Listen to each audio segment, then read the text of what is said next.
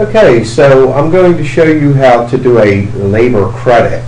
On this part, you can see that I have on order a trunk lid, and it's an LKQ used part.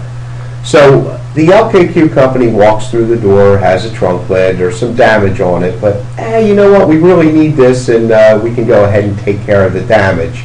So when we call the LKQ company to see if there's something they can do to help us out on the repair necessary on the damage, they're going to go ahead and give us $100. So we have to receive the part first in order to be able to post a labor credit. So the first thing I'm going to do is I'm going to receive the part for the amount of money that we had originally agreed on. So we're going to go ahead and put the invoice number in and the amount, which is $479, and at this time we could scan the invoice. Once we scan the invoice, we'll hit OK. Now we've received the part. Now on that received part, obviously we need to post a credit. So we're going to go down to labor credit by right-clicking on the part, and we're going to hit labor credit.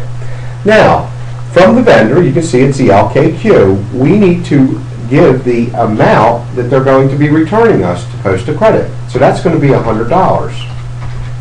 Now in the memo, you may end up having a quote number or whatever the case may be. We're just going to make it quote 67.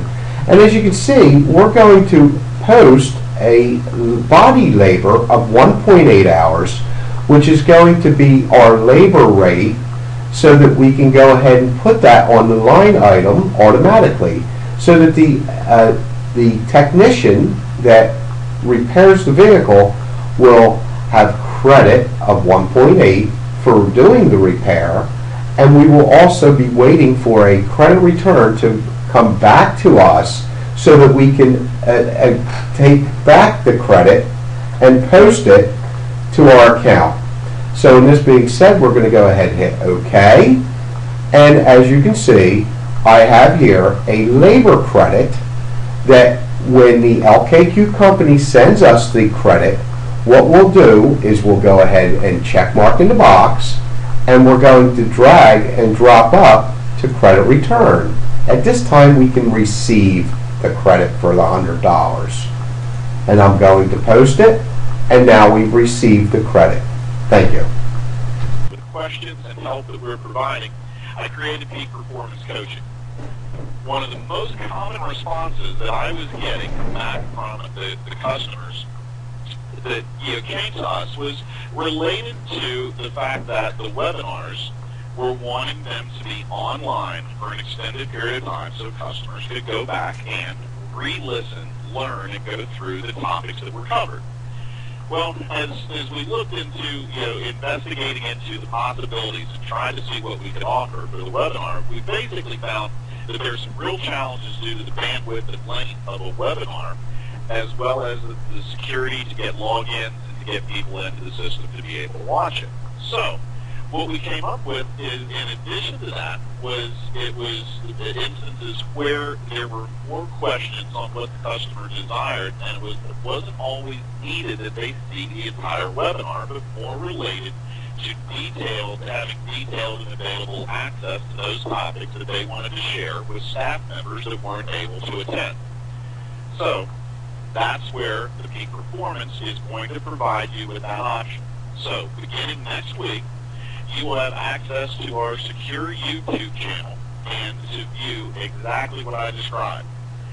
You will receive an outline of what was covered in the topics today with a directed reference to where you can watch a more detailed, sometimes short, but a more detailed YouTube video about that particular topic. So, what that's basically giving you is that these videos are going to cover both software utilization as well as how to use it, but it's going to allow the attendees for the webinars to have the ability to be able to share with the staff members that couldn't attend those particular topics of interest. And so that will be beginning next week with some instructions on how to get that logged in, and that library will continue to grow. and it already will be able to contain some more basics about setup, the how-to questions that are very commonly addressed to us here at Summit, myself, when I get specific calls from the customer.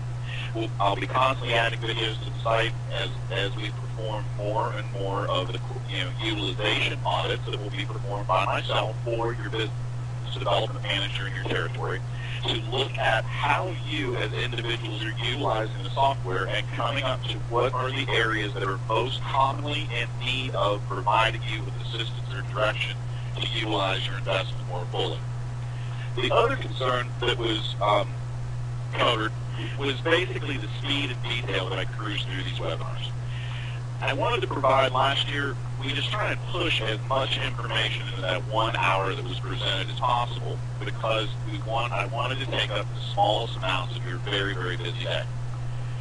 What I did this year was a little different because as subscribers, most everyone here is a subscriber to Peak Performance, is that by having access to the videos, I can more outline a steady pace, limit the webinars to always be completed in less than an hour. My goal is to get them closer to 45 minutes so that your staff has basically an hour from the time that they break from their desk to begin their learning lunch to get back to their desk to be productive, to keep it within that hour time frame. The webinars, the videos that are going to be outlined where you can go look for the more detailed information, of course, are going to be available 24/7 on the YouTube channel because a number of customers are asking, can it be available after hours, either early in the morning or late in the day, and that's where the webinars come in. So what we're going to cover today is a couple of bits and pieces of both new features and the new look of the 734, as well as those things that invariably I get on the phone with the customer and I'm working with them on some topics and I bring something up that's in the software, but they look at it and say, how long has that been there? Why don't I know that? When did that come up? I didn't know that it would do that. So I'm trying to get as many of those as possible in today's video just as a refresher to save you some mouse clicks, to show you some new things that are different in the system, and also kind of hopefully tie that in and give you a taste of the way to be able to send people to the video next week and online on the YouTube channel to help your whole staff. So, one of the big improvements to the system is that in the media tab, we have changed its look. Customers that are utilizing the system for their images inside of media, they were finding that the first screen, as you used to select media, you would end up and have to load all of the videos into this first available screen. Now, that was something that was been there since the beginning, but yet this efficiency means for you all not having to utilize bandwidth, utilize your software to be able to look, and then you can select the individual tab that you wish. This is very similar with one more click as opposed as using the jump to go to your scanned documents by selecting screen 601 or 602, which of course would take you directly to. If I do 602, it would take me directly to my PDF files. Because the screens are numbered, jump and type in the screen number, but in images, it would then show our pictures. So when we look at that again, if I come from job costs and I click on my media, instead of loading all of my images, it will basically tell me, click on the one I want, and I select images, and now I have my photos. So let's talk about a little bit of the things that look different now in the system as well. One of the things that you'll notice is that we now have an image category. When we drop down that image category, it will provide a selection. The video, the YouTube will give you a direction as to how to set all of these up, but I just provided a few. Visual damage photographs, repair planning photos, paint, mechanical drop-off, delivery. I just put a few in as examples, and I can select that, and it would show that particular photo as it applies to the category that I have selected for that particular vehicle. So if I drop off, I have 2 photos in. If I go back to my visual damage, I have 1. And if I come back to my uncategorized, I have them all. So what that would allow you to do is an opportunity to categorize your photographs for reference, and it could even be done, a couple of shops that are utilizing it. The way that they're doing it is that a single individual can take multiple photographs and be able to place them into categories, or add them into Text Central and place them into categories to bring to the attention of the writer or the CSR to show them what they just took, as opposed to 40 photographs now have 43 photographs, what was the newest and the freshest.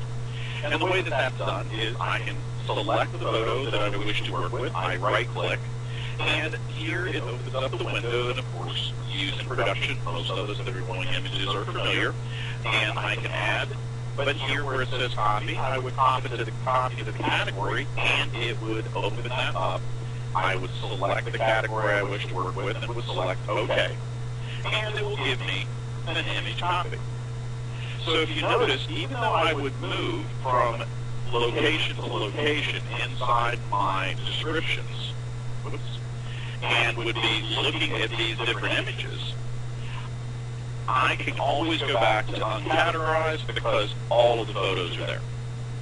So in addition to that, when we look at this, if we basically would do an open, and now I did a double left click, it opens up my particular window, as you can see.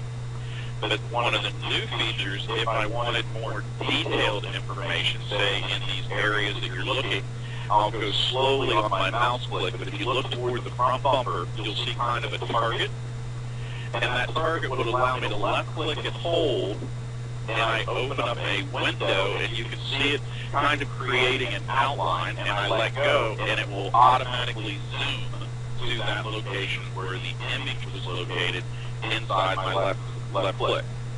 So I'm going to do a right click and go back to the standard view. I'm going to continue to right click, which then shrinks my image. I think it's a 5% decrease each time I do a left click. So again, to show you one of the benefits is it gives us the ability to be able to left click, select the area around the headlight, and let go, and it will open it up.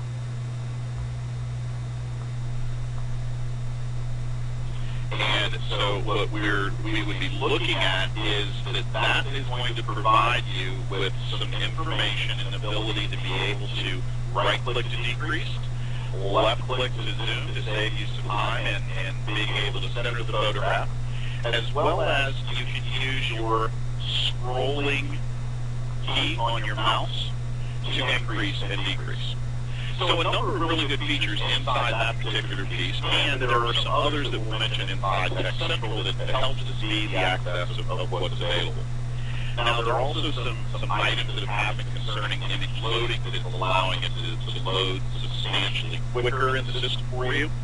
Some of the other items, I'll just briefly go down as we speak later on to cover them, are items inside of Text Central concerning availability of barcodes and some more specific items that we'll talk about more in our webinars concerning production management as well as parts management.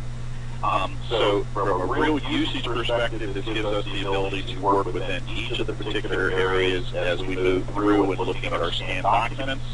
You'll notice that our scanned documents have categories, and we would left click. We can have invoices and tow bills.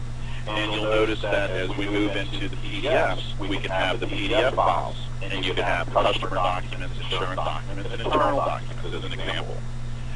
So basically what we're offering is the ability for you to actually create inside of Summit a file folder that allows you to more quickly and easily find documents.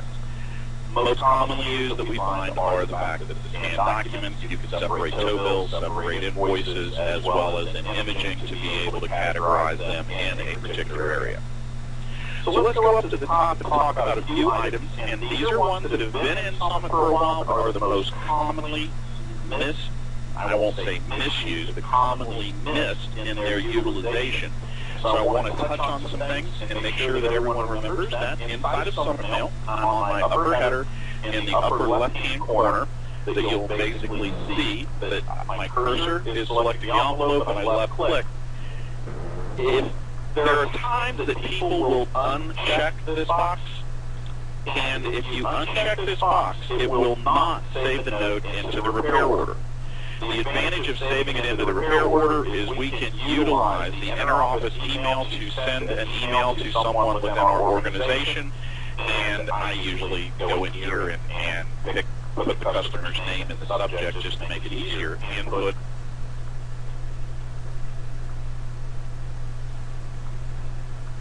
a little note that we can recognize and hit save, because now I've sent a notification or a task out to one of my employees, and it will show up in their email so that they can see it inside Summit, that they know that they need to do it, but it is also provided the ability inside of job history for it to reference, and you'll notice that this note is right here that I just posted.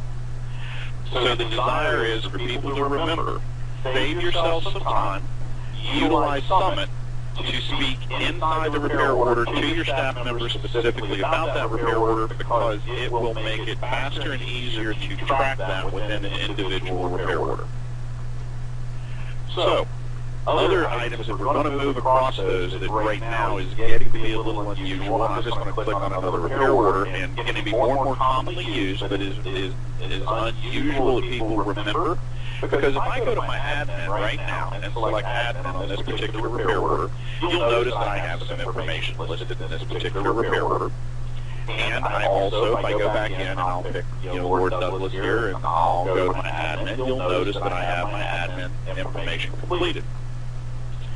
It's a click to get in there, and if you notice, there isn't anything that I can do, quote unquote, with this particular screen.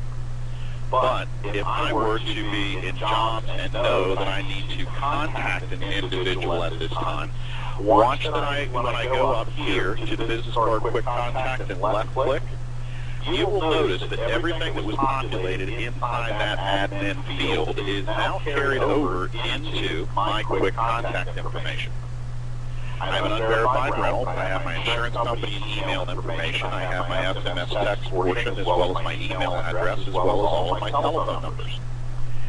So by working with your staff to get them to know the population of admin into the correct fields and utilizing the cell phone and SMS text, I'll show you that again here in just a second, will allow you to be able to utilize the quick contact button to go to here, which you'll notice I have a finger as opposed to just a regular cursor. So if I left click on that, it will open up the field and I can send a text message to the individual from here. Now remember, it's a text, it's short and simple, but you can utilize this as part of the communication process. And how we populate that field is inside of the admin of this particular repair order. You will notice that when this cell number is completed, it will allow you to use this drop-down and select the cell phone carrier. Cell phone number field is completed. Left click on the envelope opens up the cell information and allows you to select the carrier that will then populate the appropriate field for you to send SMS text. And in some of your markets where you do have a lot of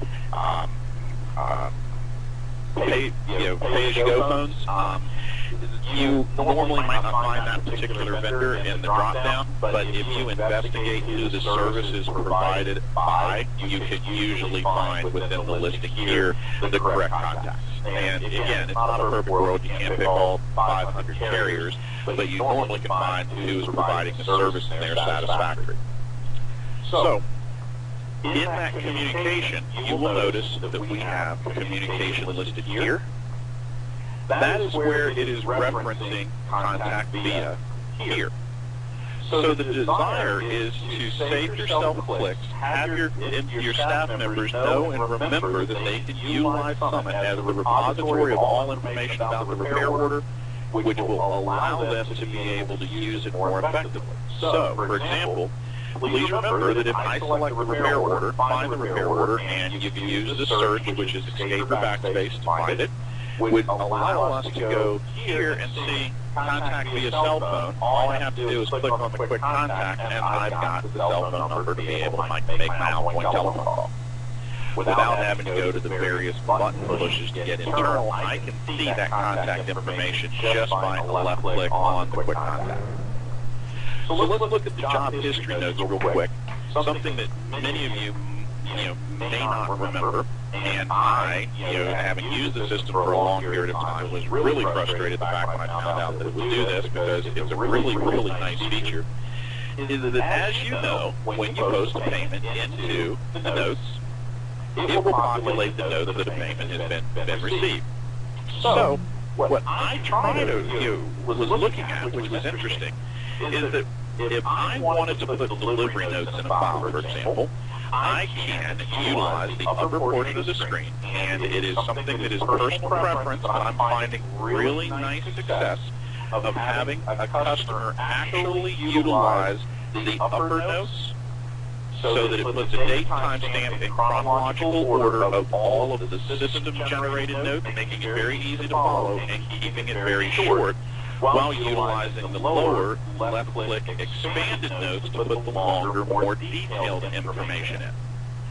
What that does is allow the upper to have a natural, fast flow when someone's troubleshooting or looking to find quick answers. They can get it in chronological order very quickly, as opposed to going back and forth between the two screens to see what the system generated versus where the notes are. One of the things that's great is I just do a new, and I'm going to then drop down, and I'm going to change this AR note to my pre-close or pickup. Something as simple as I could say, for example,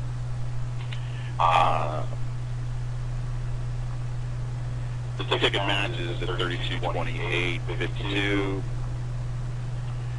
Customer has no deductible.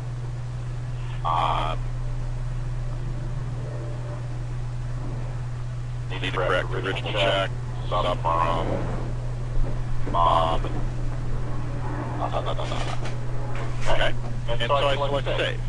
So what I've done is I've placed in chronological order a note in the AR category, which could then be your standardization of where you can put your closing notes. This is something that we will normally talk about in accounting and some more on the administration. For those of you as users, this is also a location which, when you place that note in throughout the pre-closing process and balancing and matching of your ticket through the repair order, it provides an audit trail that's not going to be able to be modified at time of delivery, so that you can then have a little more of a lockdown of your deposit, because they're going to have notes in the file that says what's expected to be paid by the customer. And if you were to have a challenge at your front desk that someone may or may not be trying to, take cash correctly or credit cards, for not full amounts, those kind of weird things, that prevent them from having the ease of doing that, because now we have it in the file. But watch this. I've highlighted this repair order, I switch, I go to my AR, I double-click my AR and open up my AR where I would post my payment, and you'll notice that my note is in my payment note screen.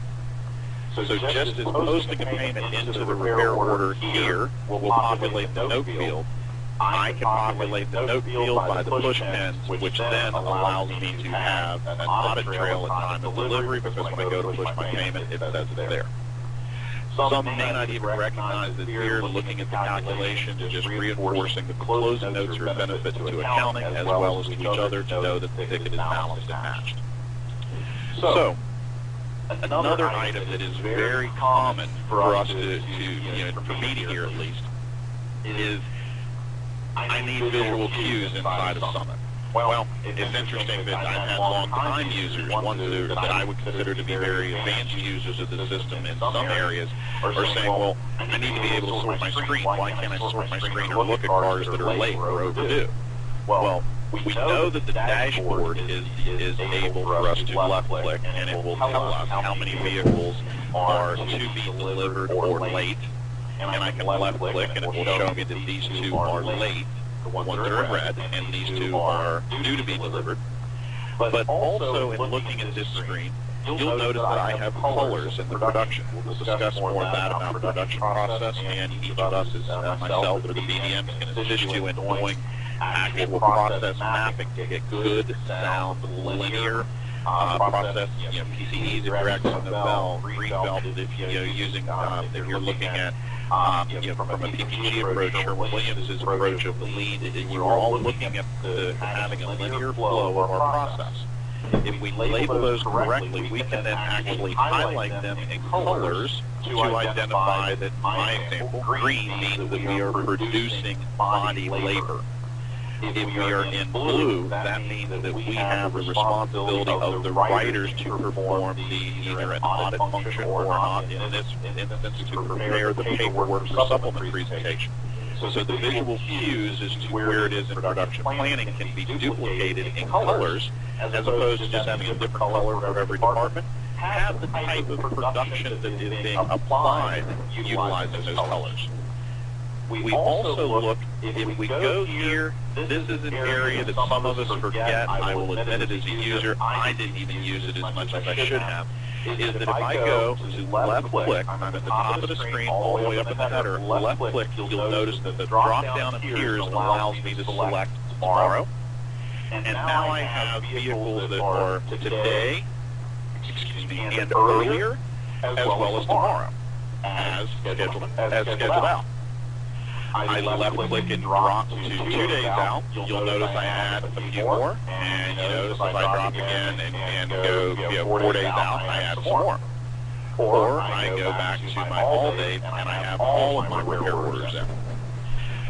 So to say that Summit doesn't have a visual cue is a little misleading, because it has great visual cues for production status, as well as very easily and readily found items to identify what do you want to work with. So if you want to know what is going out, what is either late, going out today, or tomorrow, so you can see where your focus is, you just select tomorrow, and that is your focus. I'm working my files solely under my name, which is up here on my upper left where it says estimator name. I can right click, and you'll notify that you'll see that it says my files only, and that's what I'm working under. Or show all files would be the entire shop. So my database is a little old. It's easier for me to keep up with my 15 files or so, the 20 files that are in my name. So in that visual cue, we'll look at some other items. We'll quickly go over to production. We move over into production and looking at it. The visual cues, you'll notice I still have my all dates here at the top. I can left click and drop down, and you can see that I can select the same sort, but in addition to that, once I select that, I can then utilize in what order do I want this screen, what order do I want these vehicles to present themselves. I can do it in RO order scheduled out, and you'll see the various in your look, so I can go based on scheduled out dates through tomorrow, or I could look by department, or by RO. So think of Summit as the visual cues are the quick and easy ability to sort and look at the data that you wish to work with at that given time. Because why print some historical document that's going to change as soon as your body technician or somebody else in the office moves the status? And that makes a really big difference as to what happens. So let's go back and glance here, which my screen has colors on it, as I stated here. But you'll notice I also have a color here, a color here, and a color here. This one's a little harder to see because it's kind of a light green depending upon your monitor. So we have yellow, red, and green. We can touch quickly. Yellow. Yellow means that we've identified that by utilizing a feature inside of Summit that by going to the admin and into the vehicle, which is the 201 screen, we have selected this check mark which says additional parts and labor entry required, which then is that by checking that box and selecting save, that is what turns the repair order yellow. So customers have seen use that in multiple ways, but it was originally designed to say, yes, there's additional parts and labor supplement on this vehicle. It's highlighted. As soon as it's completed, we go to admin. And we can even use the jump and go to 201, but we uncheck it, we hit save, and we go back, and it no longer is yellow. So how we utilize that again real quick is we basically, I go here, do the jump, 201, hit enter, I go to this section, I select additional parts, hit save, and now I've highlighted it. Now, red. For those of you that don't know, most of you do, it's total loss. We change that to a total loss inside the line items. If you need any additional help, that'll be something will be a webinar or a video for you to review. And this is green here in the total column, and that is because payments have been paid in full, and it's green. And that basically you can verify that by selecting here, going to your AR, and you'll see that we have a zero balance. So in our production screen, now let's look at some of the colors, and this is something for those of you who are striving harder and harder to keep your dates because you're utilizing status on demand as a communication to the customer. Let's look at what we have available to us already inside of Summit to confirm that the status of our vehicles within the production view.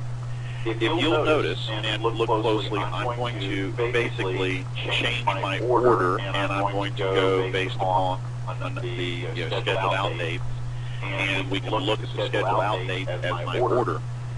Look down the left-hand side where my cursor is at the dates. You'll notice that my two late dates are my red. My green dates are my dates that are today. My yellow means that I'm coming up and getting closer, which are my tomorrow's delivery. And my blue goes back to those are the dates that are outside of that today, tomorrow, and 3 days now. 2 days now. So in looking for visual cues inside the system, it's giving you warnings and giving you visuals as long as you pay attention to what's on the particular screen. And the color codes are great. For here, you'll see that these are the ones that are getting close to being overdue. Green are the ones that are due for today. So it gives you an opportunity to be able to stay ahead of the curve in looking at your vehicle. So now, let's look a little more. I'm going to go ahead and select this Lord Douglas again, and I did a left click to highlight it. I'm going to go to right click. Inside this right click, I'm going to move into looking at a little more information, and you'll see that there are a number of different ones. The couple I'm going to touch on now is a left click for department cycle times, a correct layout and process-driven production flow with no vehicle ever moving backwards. It's going to create good cycle time dates.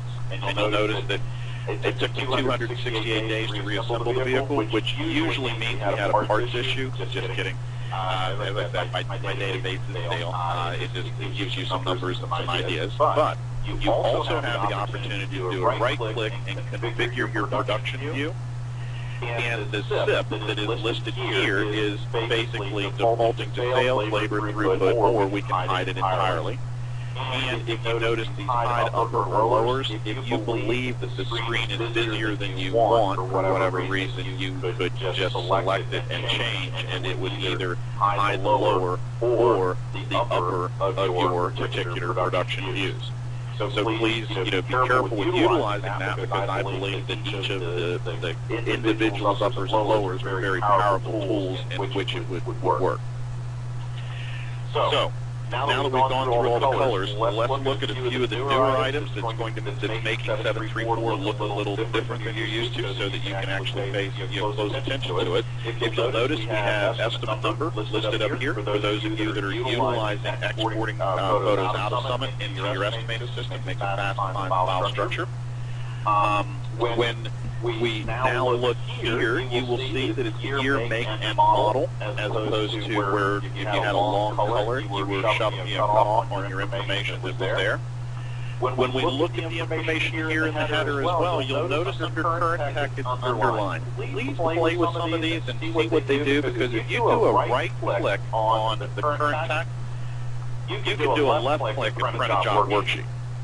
That can save you a few clicks as opposed to going into the RO pack, unselecting all your ones that are already pre-stored, all of that in this screen, or moving to the production view and finding it all the ways that you get it now. If you go up current tech, right click, print job worksheet, I consider it to be one of the fastest ways to be able to print a worksheet from this particular screen. If we go forward from here and do a right click and go to Tech Center Status, it will pop up and say that you want to do this because it'll take a few minutes. On mine, it shouldn't be that long. What this is, for those of you that are hourly and or you have staff clocking in and clocking out of Summit as part of their timesheet, this is the fastest way to get the current status. And you'll notice that it does technicians as well as office staff, and it would reference either not clocked in or the repair order that they're clocked in under, as well as are they clocked in on multiple repairs. So in doing that, it again is under current tech. It's right-click and it's tech center status. And it brings up the ability to be able to then look at your particular technicians.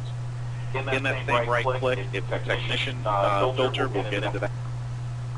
Speak of when we get into more information, when we speak about the production management portion, would be there. So look at each of these pieces of the process, and there's underlines. Please look. Images. Remember, we were looking at images previously. If we do a right click, we have view images, view scan document. Each of these will open up a separate driver for you. That driver is able to be utilized separately from Summit and from your estimating system. So if you do a right click, view scan documents or view images, this can remain open in front of your estimate and in front of Summit, allowing you to use photographs to write your estimate or work within your invoices when you're looking to balance or match the ticket. Very important feature, and if you have moved to having the second monitor, it is a huge tool to be able to have this up and running while your estimates and Summit are working as well. Remember that you also can left-click and go to digital packaging. Full advantage of what is the real benefit available to you in the ability to use Summit as a sole method of storing all of your documents is it will actually allow you to store images, scan documents, PDF files, as well as audio and video inside a single repair order and allow you to group them and send them out as a single package with your email. There'll be videos on that in more detail, as well as it will be covered a great deal as we discuss going paperless and other webinars. So when we are looking further at the imaging and the digital packaging, if you scoot over across your head or more, something for you guys to remember, we now, if you notice, it goes to a hand at your original promise date at the top in the middle. We originally did not have the ability to change the original promise date without going into the reports. Now we can left-click, it opens up the original promise date, and I would highly recommend you as a group begin utilizing original promise dates for the times that you're communicating to the customer and using scheduled out dates of those you are using to manage your production. A very powerful tool that we'll get into more discussions when we look at some of the production management portions later webinars as well as videos. If you'll notice now, we have the ability here, and it's been there for a while, utilizing your sub-departments. For those of you that may not have made the change, it is a right-click, assign sub-department, which opens up your sub-departments. We can talk a little more about how they are utilized, especially with the sub-department filter. One thing that you'll notice is new is here. The contact, we spoke on that earlier, which is the contact via the cell phone. Plus, if you look, we have in the notes, it basically allows, there was requests from our customers to do what they really wanted was to be able to quickly have someplace else to put information that was not inside the warning flag. If any of you have worked with me, you hear me always coach. A warning flag is exactly that. It is a warning flag that is not a check in a file. It is a warning flag of something unique and very specific about that vehicle that's not normal production. And that's where the note now gives you the opportunity to do both. So when we moved our way through and looked at the header, the one thing that you will want to remember is that you notice here that it's sublets. This is a great tool. I notice it's 1, and it says number of sublets. If you left-click on that sublet, it will open up your sublet and show what are the ones that are outstanding. So please remember, it's one piece of the puzzle that you do not have to go into the part screen to look at, and that's very powerful For customers who are saying, well, gosh, it's really hard for me to figure out my sublets, which do I have owed? We'll talk about a lot of that in our production discussions, webinars, as well as our videos. But by left-clicking here, it will open up in each individual RO and show you what it is without you having to go to a very full part screen in some instances to find that information. So, when we look a little further and look at our right-click items, we've already talked about some right clicks inside of our production view, but remember, inside this screen, it's a very powerful tool, fun thing to use. We now have a quick menu. We have reports, which we've become very familiar with to create the RO pack. The analysis portion. Please remember that you have the ability to analyze ROs, average severity, and total dollars with ranges, as well as you have the ability to right-click, go to analysis, and do a labor analysis, which will show you your labor types, your departments, and your hours, showing percentages here. Consider this, with a properly designed production department and the proper process controls in place, you have the ability to begin to manage and understand what is the accurate and correct bell curve for your organization to reach the peak performance and the peak values of moving your vehicle through production.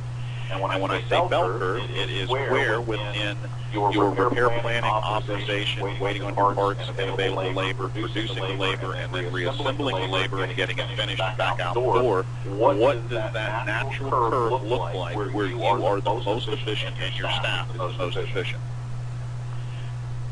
So there's a lot of other items that we could go into on the right click in the parts screen, as well as Trent's production managing. We will have our own videos discussing both parts from a frontline user as a webinar, as well as parts and controls within the business rules for owner-operators and how they wish to use it. We also will be covering more specific content and items on that. One of the other big features that is available and is within the system with the new 734 is basically set up and designed to be able to assist our QuickBooks users. Because I know that we probably have most people here are QuickBooks users, but I didn't want to get into detail. We will have videos as well as possibly an additional webinar concerning the new QuickBooks features. I just want to touch on that and let everybody know that is a QuickBooks user. With the appropriate setup, we have the ability within 734 to be able to use QuickBooks Direct Interface. To tell you a little bit, I learned from experience working with an auditor, an accountant who was doing a forensic audit with one of our customers, and I was called in to perform more detailed auditing from a Summit perspective as well as their QuickBooks side, and learned a great deal about the IIF method of sending over data. Within that IIF file, it has been known to be a challenge at times, even though everything is correct, to QuickBooks actually not receive that particular file. Even though all the data in the RO is correct, just because of the importing format and the way that it works, there are times that it presents challenges where the QuickBooks Direct Interface is a much more consistent and stable method of doing the exporting process. It also exports all at the same time. Instead of doing multiple transactions for each of your IIFs, for accounts receivable, accounts payable, etc., and you do payments, etc., it will handle it all as a single transaction. Also, some very good time-saving features have been added concerning that integration as far as it relates to the other pieces. We do have business work integration occurring concerning business work payments. And that also, we look at some items inside of Tech Central, which we will cover much more detail in production, just to tell you some excitement about the Tech Central function. It's actually going to be able to, they went back to some more vivid covers, red on black as opposed to the grays. Technicians now have the ability to type messages and send back to the office as opposed to using only stored messages, which was a huge request from a lot of our customers. We also have made some corrections to ensure that the QC checklist items that are being completed from Tech Central are going to put in the correct technician's name when those are completed by that technician, as opposed to just referencing they came from Tech Central. We've done some items that I showed you within the production view, but inside the accounting module, there's the view non-exported only is checked by default, so that makes it a little faster and easier for those that are posting. And some other items that we'll get into more detail. So I'm right at the 45-minute mark. We've covered a lot. But what I really want to do is thank you all for participating. Today was a highlight of those items. We didn't get into functionality as much as we got into those features and items that are going to help you to save clicks, help you to identify and understand information. Okay, let me show you how to email a customer. We're going to go ahead and select the customer's name, and we're going to go into admin to make sure that we have everything set. So in the cell phone area, we need to make sure that we have a cell phone number. More important, when we go down, we need to ask the customer what cell phone provider. In this case, I'm with AT&T, and I'm going to hit select, and I'll have to have save. So down in this area for text messaging, we're going to need to make sure that we have the correct carrier. As you can see, I've got my email address. Now, it's important that you understand that we need to have our Microsoft Outlook running in the tray at the bottom. That's how our email goes out through a small program called QMAP. Attaches it to your Outlook.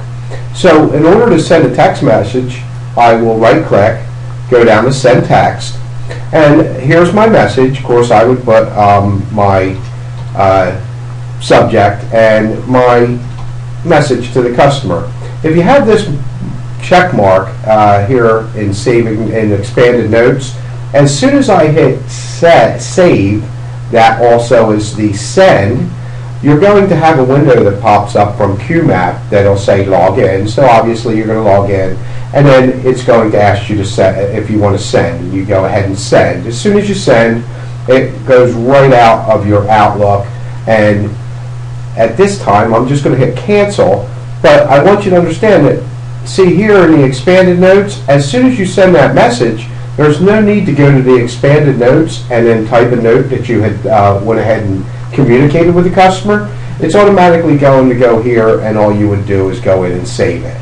So that being said, that's how easy it is to email and text message a customer. Thank you.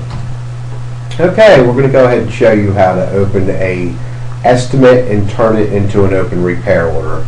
So in the estimate tab, that's where you're going to find all your estimates. Estimates are opportunities to sell a job. We're going to highlight on the job I just sold. I'm going to highlight and drag and drop to open ROs. Now I want to open this RO. As you can see, the asterisks, the red asterisks, are mandatory fields that's going to be necessary to fill in prior to opening the repair order. So this is going to help us gather information about the customer, or have all of the same information in our management system that we want in the management system that we may have missed in writing the estimate. So in this being said, I'm going to go ahead and my source of information on how I acquired the estimate, and this one here is going to be a referral. On my phone number, I'm going to go ahead and put a phone number in. And from the drop-down menu, I'm going to select the insurance company. From the claim number, where I have a mandatory field, I have to put something in that field as well.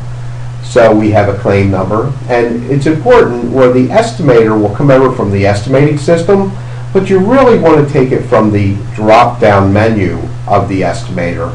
We have an opportunity to put the CSR's name in, and we're going to go ahead and select the CSR. The rest of the mandatory fields are filled in and transferred over from the estimating system. We have an opportunity to select whether the car is drivable or non-drivable. Also, we're going to select whether or not the person is in a rental. Here under the scheduling, you can see how many labor hours, how many dollars, insurance company, and the insurance company's allocation per labor hour per day is already preset according to the insurance company that we had selected. We've also went ahead and defined what type of repair this is, and we have the opportunity that we can change that definition if we feel that it's necessary and hasn't selected it correctly. Then I'm going to go to next, and next is going to take me into my schedule. And what I'll do is I'm going to double click on the date. As you can see, the date will give us a date in and date out according to what our insurance company had recommended per labor hours per day. In this case it was 4, which gives us a due in and due out date according to our total labor hours on the estimate. Now we're going to go to next, and in this area here we're just going to bypass, and now we're going to go ahead and we're going to bring the vehicle in.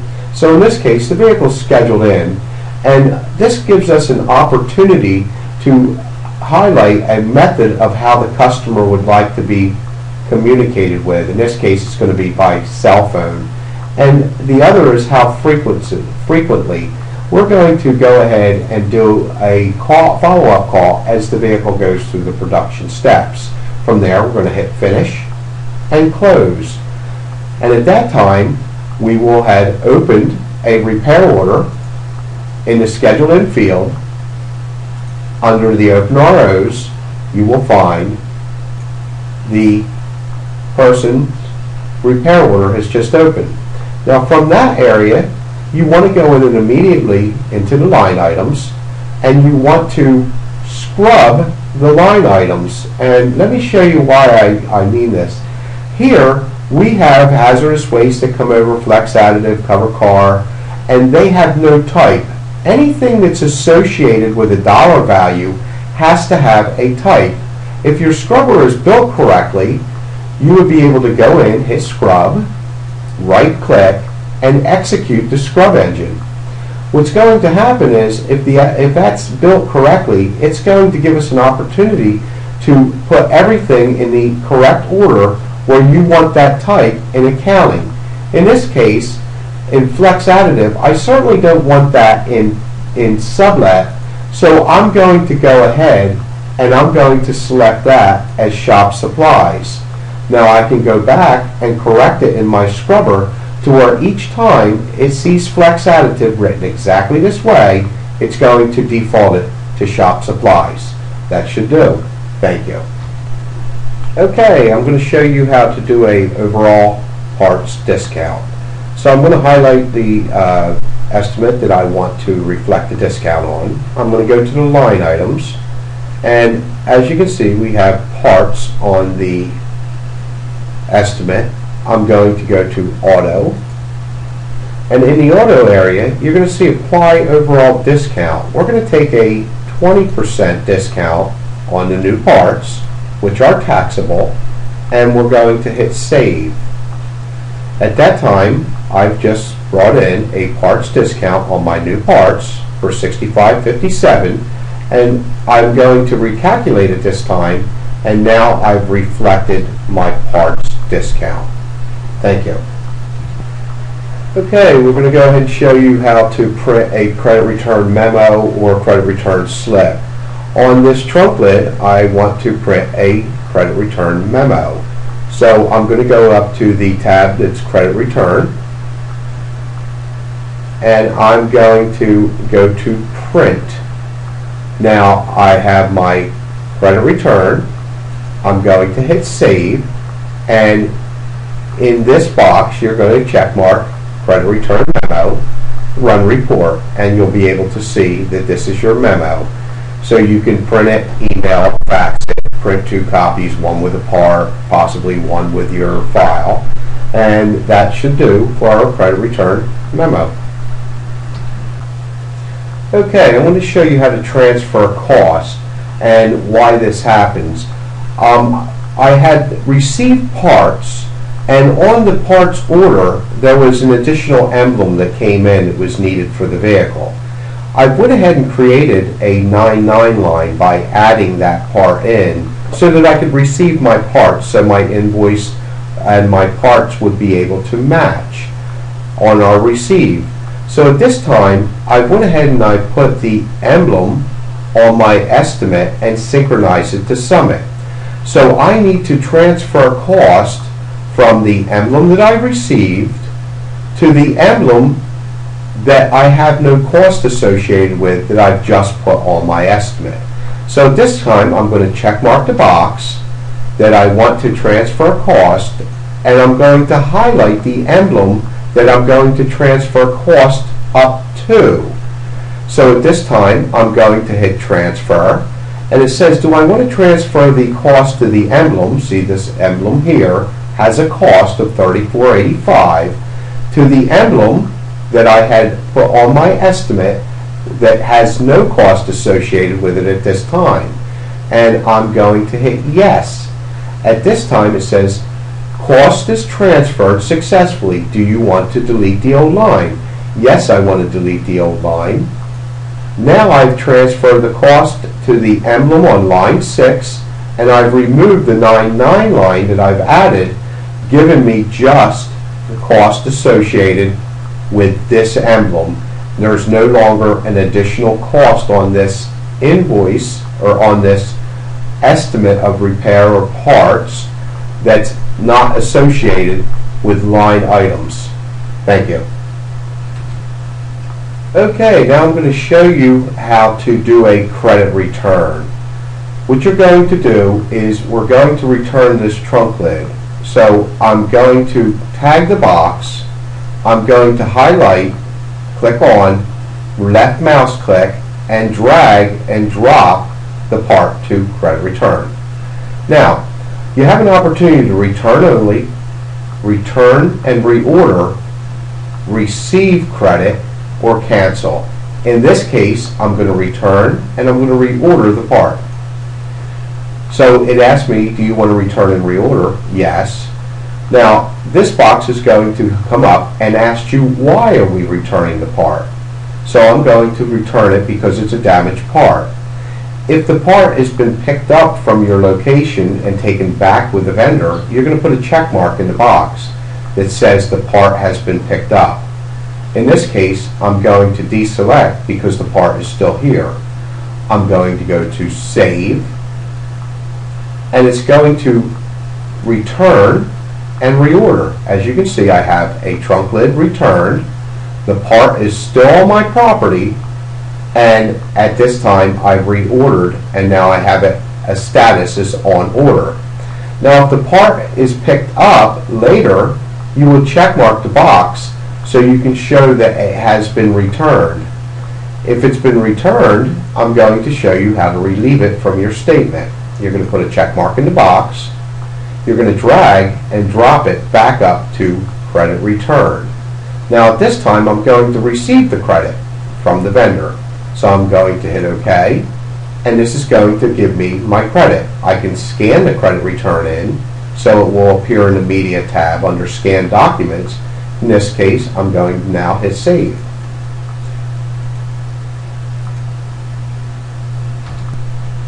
Okay, we're going to go ahead and receive parts in Summit.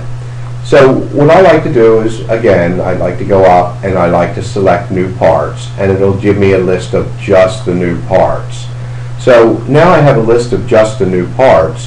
What I'd like to go ahead and do is I'm going to right click and show part tag totals. So let me go ahead and give you an idea what the part tag totals are. Any parts that I tag will show up as a cost and a list price of each part. As I tag the next part, I can go up and I can validate that the cost and list is correct. So I'm going to go ahead and tag all of the parts and make sure that it matches what my invoice says from the vendor. In this case, if it's not correct, I will go in and I can adjust the list price by highlighting in the box, and at this time I'm going to go ahead and I'm going to change the cost. So I've changed the cost by typing the figure in, and I can go up and I can calculate. Now it matches what my cost is. But in this case, I want to go ahead and change the list price. So I'm going to go in and I'm going to type in the correct list price. Now, Once I do that and click out of the box, you can see that the list price has changed and it's turned green in the adjusted list. This will give an indication on the line items to the estimator that there's been a change on the list price. This will give him an opportunity to go ahead prior to closing the repair order to change the part price on his estimate and resynchronize the change estimate in the estimating system to reflect the actual true list price that we should be charging for the part. Now I have all the parts tagged that I have on order. I'm going to grab one, left click with the mouse, hold down, and I'm going to drop to receive. Now once the receive comes up, you're going to see a box that's going to give you direction. One, I need the invoice number in the invoice field here that matches the invoice from the vendor, and you see the calculated cost at the bottom. That should match the invoice that we have in our hand from the vendor. At that time, I'm going to put the amount in, and that amount's $738.12. Now I can scan at this time the invoice in so that it will drop into the medium, so we will have the information in underscanned documents. In this case, I'm going to go ahead and I'm going to hit OK after the scanning, and I'm going to receive the parts. As you can see, the parts come up in green, and it'll show all of the received parts, the date, and the vendor information. Now we have one part that's still on order from an aftermarket source, and when that invoice comes in with the parts, I can go ahead and receive my aftermarket parts at that time. This should conclude the parts order. Okay, we're going to go over ordering parts in Summit. The first thing we're going to do in the Parts tab is where you're going to order your parts. And what I like to do is I'll go up and I'll sort just the new parts. So this gives us just an opportunity to see just the new parts. At that time, you can hit tag and tag all parts, or you can go down and tag the selected parts that you're going to order from the vendor. So at that time, you're going to grab one and drag and drop by holding the left mouse button down and drop the parts on order. We'll drag and drop. Now, the box comes up and it asks you what vendor are you going to order from. In this case, we're going to order from Lamb Chevrolet. The date is always going to default to the date that you're ordering the parts. Now, it will default to the date within 24 hours receiving. If you're not going to receive the parts in 24 hours, then we're going to go ahead and we're going to highlight the date that we want it to come in. We can go ahead and set the priority. In this case, we're going to leave it as low. You can put a note in for the parts person that's going to receive the parts order, and in this case, we'll go ahead and ask if they can price match.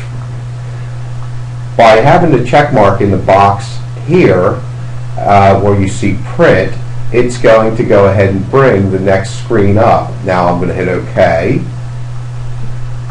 And here's your parts order. If the parts order doesn't come up, you would highlight the box and run report.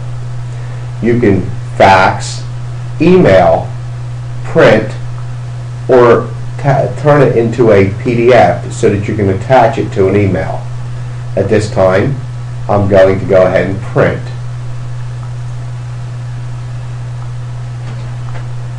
I can close the box. Now I've printed a parts order, and as you can see, I have the parts on order. Now, if I want to go ahead and do aftermarket parts, I can do the same thing. Select the aftermarket, tag, drag, and drop. Now I can order those parts from another vendor. Same procedure, hit OK, and again, you can print, fax, or email. Thank you.